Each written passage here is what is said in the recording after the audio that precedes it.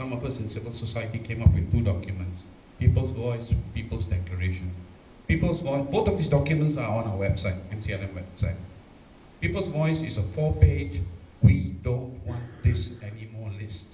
It basically details what we saw in our country that we didn't want to see anymore. The People's Declaration is a 19-page document, a wish list if you want. And to me, it actually is a blueprint for 30 years of nation building.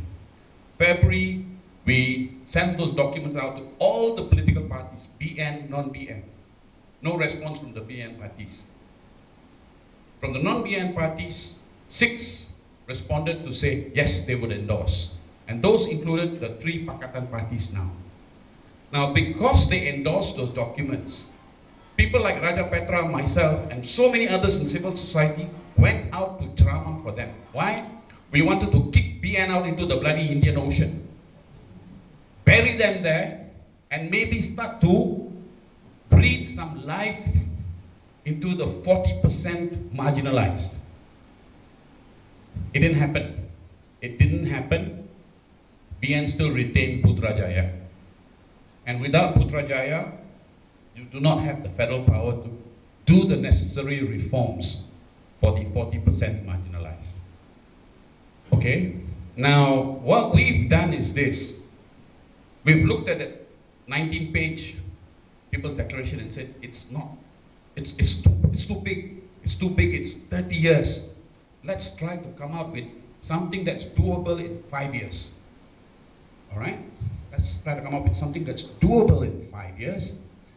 And I don't know about you, I've given up on BN. I've really given up on BN. BN really is barisan neraka. It's hell. Now, the idea therefore is to see if we cannot get the non-BN parties to look at this and see if they will pledge to us. Now, what is this? Let me share it with you. Let's take the first problem that Jeffrey has shared with us.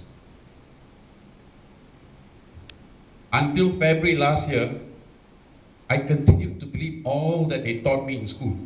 13 states in the Federation of Malaysia, Sabah and Sarawak, the 12th and the 13th.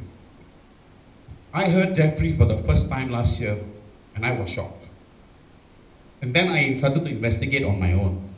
And the more I dug, the more it seemed that all that Jeffrey had said then and all that he has said tonight is the truth. Work it out to say 4 individuals per household. 28, that's I think 7 million households. We only need something like 3 million houses, low-cost houses. And people shouldn't be living in the huts and the shacks and the zinc. They shouldn't be, all right? Now what happened? What happened? We are all middle class.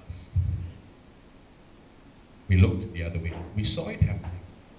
We drive past squatters to get to our middle class bungalows, our middle class semi-Ds, our middle class condominiums, or we look the other way.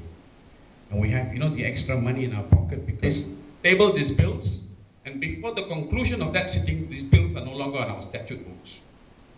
Right? It's as simple as that. But in addition to that, as Jaya mentioned, we think we need to place the SIA in the hands of trusted men and women, not in the hands of politicians, not in the hands of bureaucrats. So we are also drafting the Malaysian Social Inclusion Agenda Commission Bill.